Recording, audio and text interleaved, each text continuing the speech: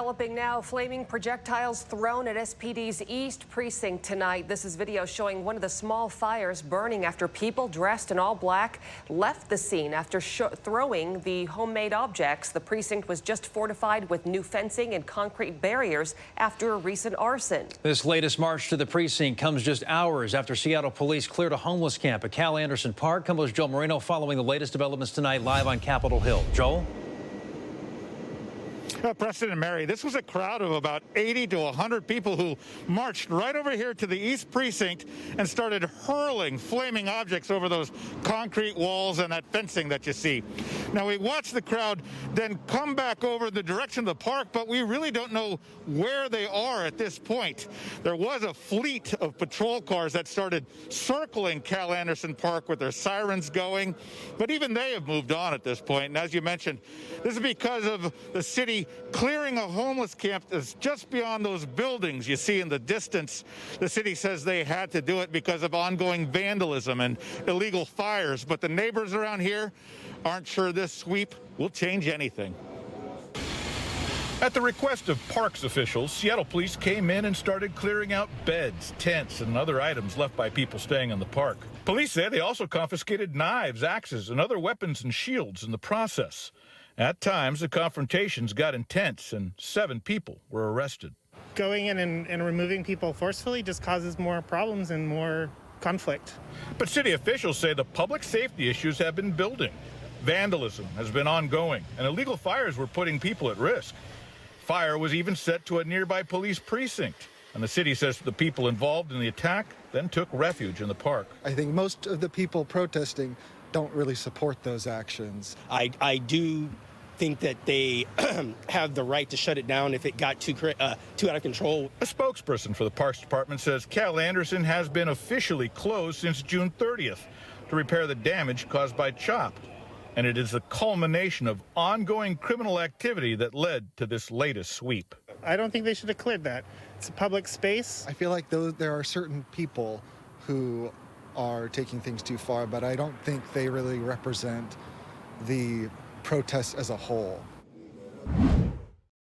Doctors and hospitals I interviewed say treating both coronavirus and influenza patients this fall will be immensely challenging, requiring appropriate spacing of hospital beds and ample PPE. We're preparing for that big surge. UW infectious disease Dr. John Lynch says UW Medicine is reviewing its protocols on how to test patients for both coronavirus and influenza. Which one goes first, a COVID test and then a flu test?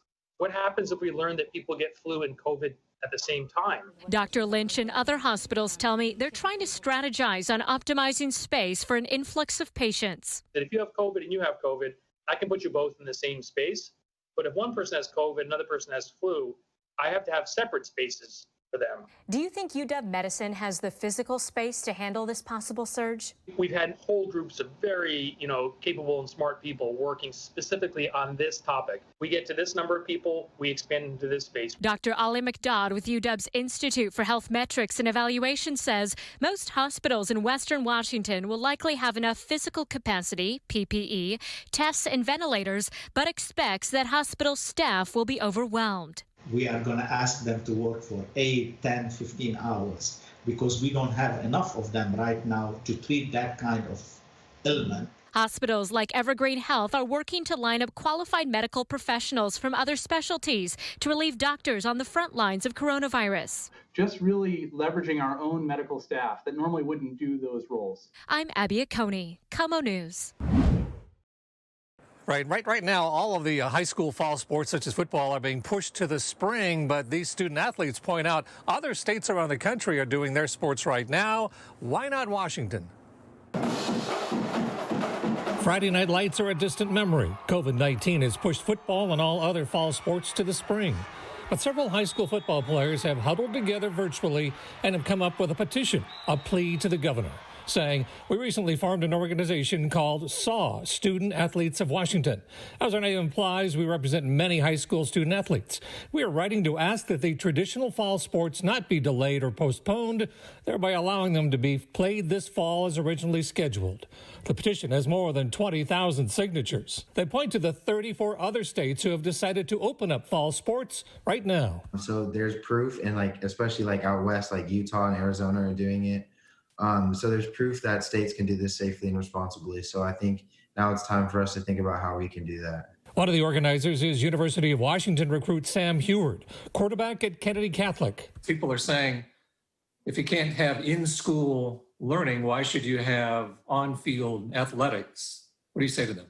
If we are put in that environment where we're able to go ahead and actually play this upcoming fall, it'd be a lot safer than what kids and what high schoolers and what people are doing now. The governor wasn't available for an on-camera interview, with his office sending a statement.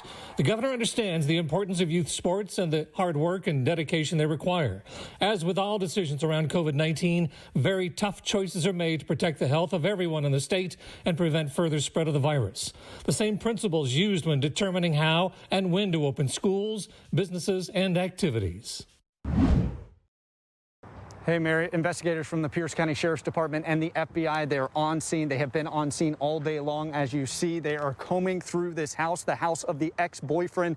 Investigators say they're treating this as a homicide investigation, searching for clues to prove Cassandra Cantrell is still alive. Now, her ex-boyfriend is staying off-site while the search is going on. Members of the FBI got on scene this morning. Investigators say they do have a person of interest, but would not commit to saying that the ex-boyfriend is that person. But with a swarm of crews on scene here, it's clear he is a focal point of this investigation. 33-year-old Cassandra Cantrell was reported missing on Friday. We watched as crews tow away this truck from the ex-boyfriend's house today. They said they'll scrub it thoroughly for clues off-site. Deputies are also searching different areas across Pierce County, but at this point, no sign of Cassandra Cantrell. If she is still alive, we want to find her.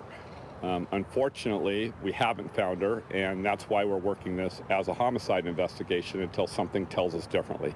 And I hope that day comes, but as you can see by the amount of work going on here, the probability of that coming to light isn't strong. There's always a miracle, and we're hoping for that.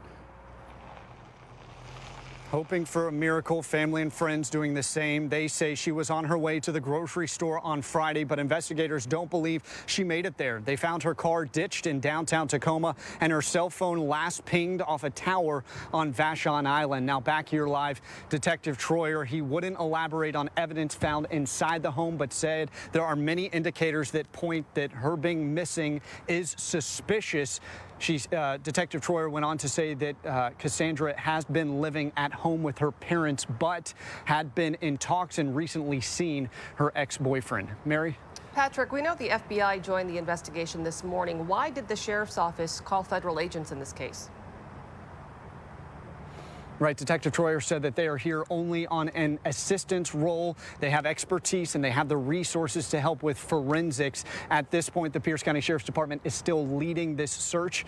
And so we'll continue to watch developments. We know that in terms of, at least from Detective Troyer, that they're in all parts of the county. But at this point, no sign of Cassandra. They say if you have any information on her whereabouts, do call 911. Mary? Patrick, thank you.